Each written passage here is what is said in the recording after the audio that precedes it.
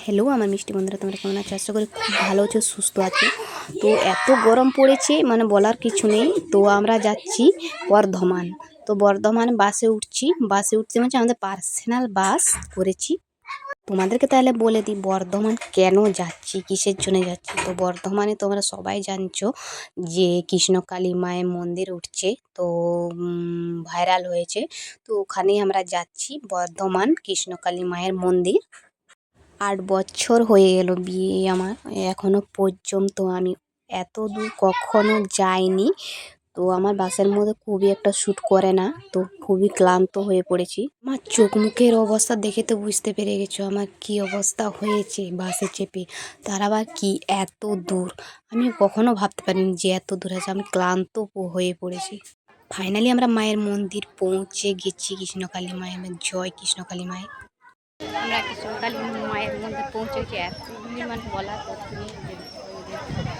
শুধু তোমরা লাইনটা দেখবে, শুধু তোমাদেরকে মানে ভিডিওটা পুরোটা দেখতে থাকো, আর লাইনটা তোমাদেরকে দেখাবো কত দূর লাইন হয়েছে। সব ভক্তরা এসে লাইন দাঁড়িয়েছে। এবার খুবই গরম, তো আমরা সবাই মিলে দাঁড়িয়েছি।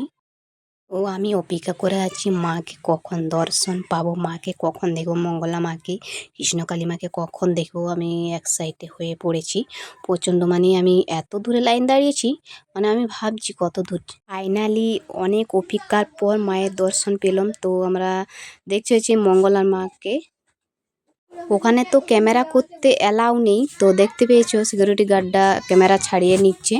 তাই আমি দূর থেকে ক্যামেরাটা করেছি, যথেষ্ট মানে অনেকটা খুব একটা তুলতে পারিনি।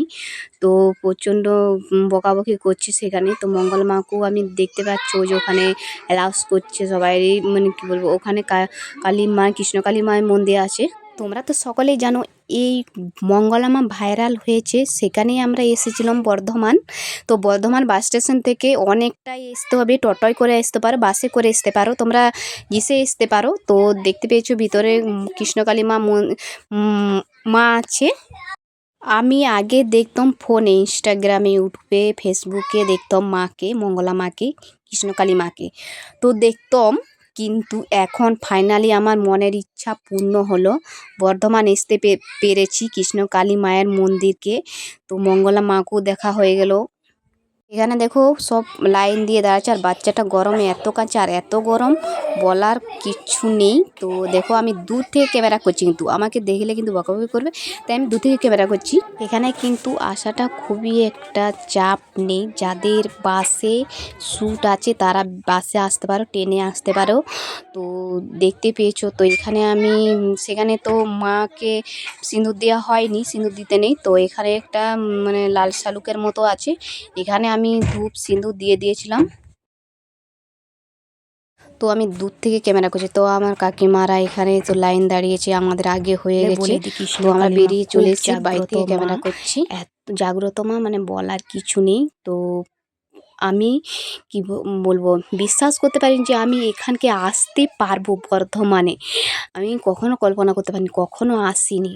সবাই কমেন্টে জানাবে কৃষ্ণকালী মায়ের জয়। ভিডিওটা কেমন লাগলো অবশ্যই।